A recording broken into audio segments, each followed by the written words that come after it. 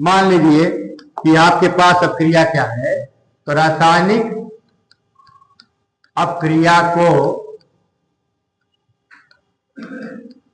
संतुलित करना।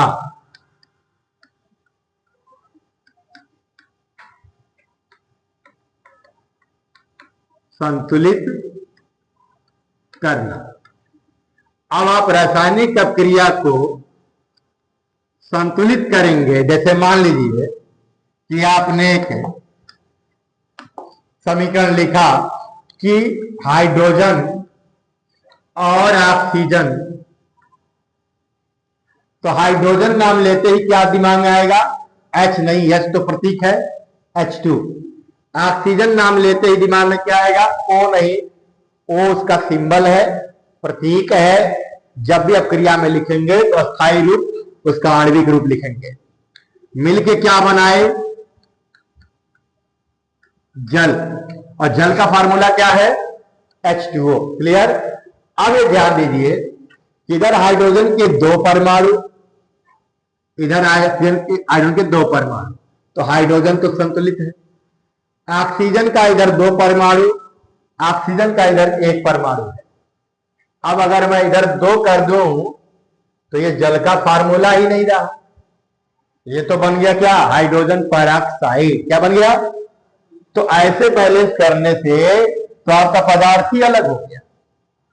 तो इसीलिए जब भी संतुलित करना होगा तो हम लोग यहां पे नहीं लिखेंगे, हम लोग क्या करेंगे? इसे मल्टीप्लाई करेंगे, गुणा करेंगे।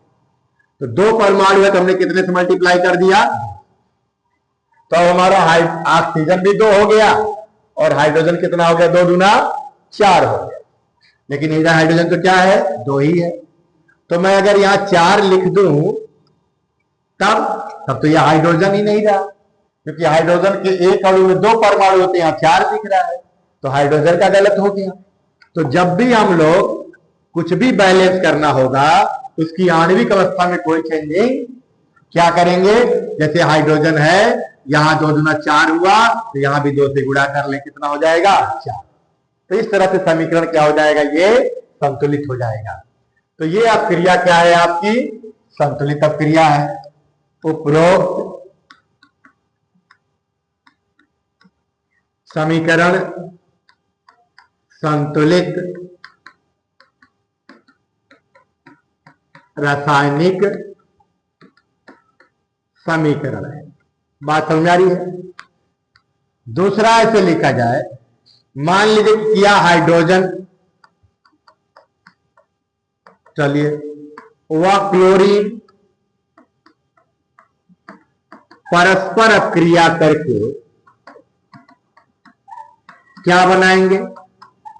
तो हाइड्रोजन और क्लोरीन परस्पर अपक्रिया करके बनाएंगे, अपक्रिया करके हाइड्रोजन क्लोराइड बनाते हैं। हाइड्रोजन क्लोराइड बनाते हैं।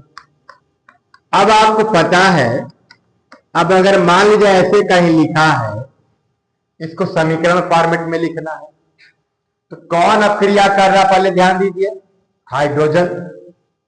बेसिक से नहीं सीखेंगे तो केमिस्ट्री नहीं आएगी, इसलिए आपको बेसिक सीखना पड़ेगा। बच्चे इंटरमीडिएट तक पास कर लेते हैं और सही से उनको पता नहीं रहता कि हमें किस फॉर्मेट में लिखना चाहिए। तो आइए समझते हैं। हाइड्रोजन और क्लोरीन ये दोनों अपक्रिया कर रहे हैं, इसका मतलब ये दोनों क्या हो गए? अभिकारक हो गए। क्या हो गए? अभिकारक। परस्पर अपक्रिया करते हैं, यानी जब क्रिया करेंगे तब क्या बनाएंगे? Hydrogen chloride. इसका मतलब ये बन के मिल रहा है, यानी क्या है? ये उत्पाद है। क्या है ये? तो अभिकारक को हम लोग बाएं पक्ष में लिखेंगे, उत्पाद को हम लोग दाएं पक्ष में लिखेंगे। तो हाइड्रोजन को अब H नहीं लिखेंगे, सबको मैंने बता दिया। अगर कोई पूछेगा हाइड्रोजन का प्रतीक क्या है? H।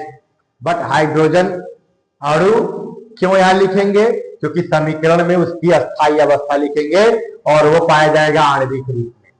क्लियर ये? और क्लोरीन, क्लोरीन भी आपका क्या है? ये भी डायटोमिक है। इसके भी एक मॉलिक्यूल में दो परमाणु होते हैं, एक अणु में दो परमाणु होते हैं।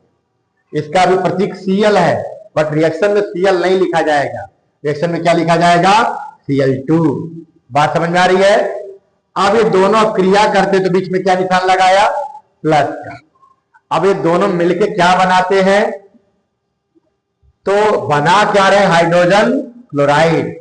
अब हाइड्रोजन क्लोराइड का सिंबल HCl ही लिखा जाए या Cl2 लिखा जाए, H2Cl लिखा जाए, इस पे बड़ा कंफ्यूजन बच्चों को रहेगा, क्योंकि उनके पास बेसिक नॉलेज है नहीं कि क्या संयोजकता है, क्या परमाणुकता है, इसलिए इसमें दिक्कत बच्चों को होती है। तो घबराए नहीं, इस चैप्टर के अंत तक ये चीजें दिक्कत नहीं करेंगी आपको। अभी समझे जो समझाना चाहता हूं। तो हाइड्रोजन क्लोराइड का जो सिंबल है वो सिंबल होता है HCl। क्या होता है, HCl, क्योंकि दोनों की संयोजकता एक एक होती है। तो इसकी संयोजकता इसके बगल में, इसकी इसके बगल में, और एक एक लिखा नहीं जाता। ये हो गया हाइड्रोजन क्लोराइड। तो ये दोनों अभिकारक और ये क्या बन गया हमारा, उत्पाद। तो ये तो हो गया हमारा एक अपक्रिया, लेकिन ये संतुलित नहीं है। कैसे नहीं संतुलित है, हाइड्रोजन इधर 2 परमाणु, क्लोरीन इधर 2 परमाणु। आइए इसके एक अणु को देखिए, तो हाइड्रोजन का 1 परमाणु और क्लोरीन का भी क्या है, 1 ही परमाणु है। इसीलिए हम अगर यहाँ 2 करें तब तो ये स्ट्रक्चर ही बदल गया, इसलिए जब भी संतुलित करना हो तो मल्टीप्लाई करिए। तो मैंने अगर यहां से मल्टीप्लाई कर दिया तो हाइड्रोजन भी 2 हो गया और क्लोरीन भी क्या हो गया, 2 हो गया। तो ये भी समीकरण क्या है, क्या है ये, तो उपरोक्त समीकरण अब संतुलित हो गया। उपरोक्त समीकरण संतुलित रासायनिक अभिक्रिया है। बात समझ में आ रही है। तो जहां भी बच्चे दिक्कत करे आप जरूर कमेंट कर दीजिए। आइए और रिएक्शन लेते हैं। एग्जाम्पल जितना ही ज्यादा लेंगे उतना ही ज्यादा क्लियरिटी आएगी। जैसे पोटेशियम, मैं यहां सेंटेंस इसलिए लिख रहा हूं ताकि समझ में आ जाए कि हम रिएक्शन कैसे बनाते हैं। पोटेशियम क्लोरेट को गर्म करने पर यह पोटेशियम क्लोराइड, अब ये भी आपको नहीं पता होगा कि किसमें वो टूटेगा, इसमें थोड़ा सा संयम बरते। पोटेशियम क्लोराइड वह ऑक्सीजन में अपघटित हो जाता है, ऑक्सीजन में अपघटित हो जाता है। क्लियर। अब ये रिएक्शन है, इसमें कौन है, इसी को हम लोग गर्म कर रहे हैं, यानी अभिकारक एक है। जब गर्म कर रहे हैं तब वह 2 भागों में टूट रहा है, 2 पदार्थों में टूट रहा है, पोटेशियम क्लोराइड और किसमें, ऑक्सीजन में। इसीलिए अभिकारक में एक पदार्थ आएगा, जबकि उत्पाद में एक और एक 2 पदार्थ आएंगे। तो अब किसको आप गर्म कर रहे हो, पोटेशियम क्लोरेट को। सर ये फार्मूला कैसे जाने, ये भी एक विसंगति आती है। तो चीजों को थोड़ा सा आप ध्यान से पढ़िए, धीरे धीरे चीजें मैंने कहा है वो आप खत्म कर दूंगा मैं, लेकिन यही है कि अभी मैं क्या कर रहा हूं, जो चीज समझा रहा हूं पहले इसको समझें, कैसे फार्मूला लिखते हैं इस पर भी डिस्कस करूंगा मैं। तो पोटेशियम क्लोरेट का फार्मूला है।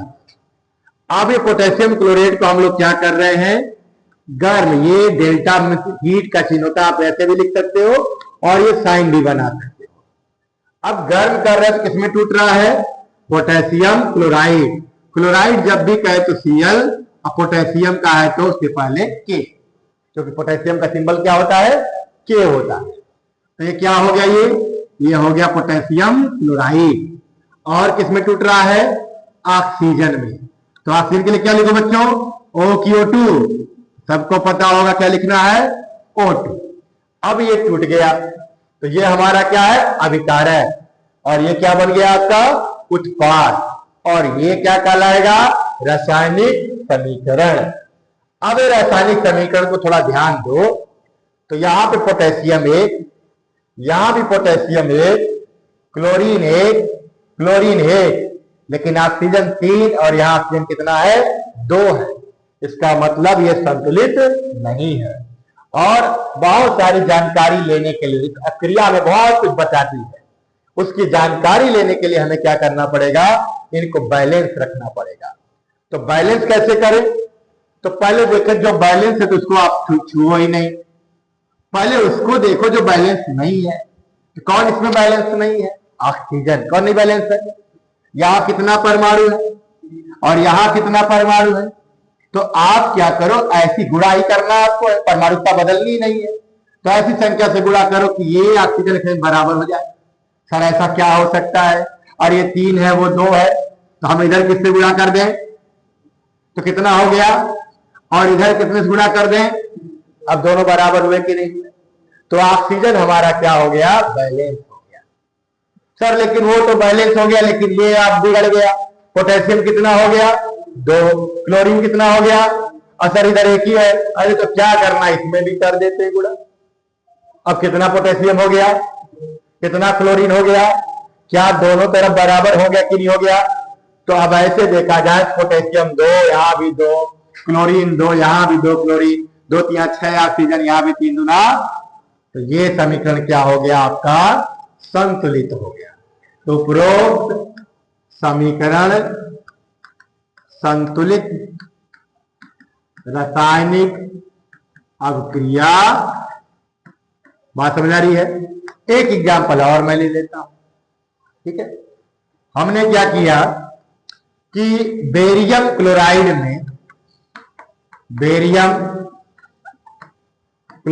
में सल्फ्यूरिक अम्ल मिलाने पर,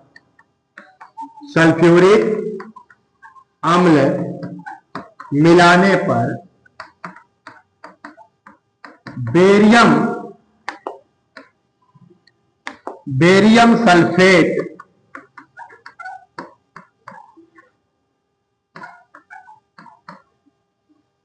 का अवक्षेप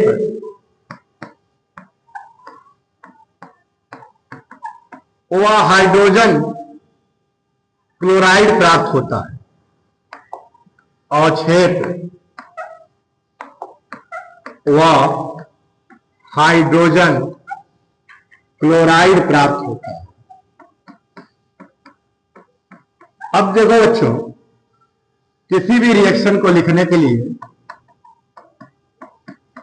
पहली बात, जो रिएक्शन कर रहे हैं उनका हमें आणविक सूत्र पता होना चाहिए। जैसे बेरियम क्लोराइड, सल्फ्यूरिक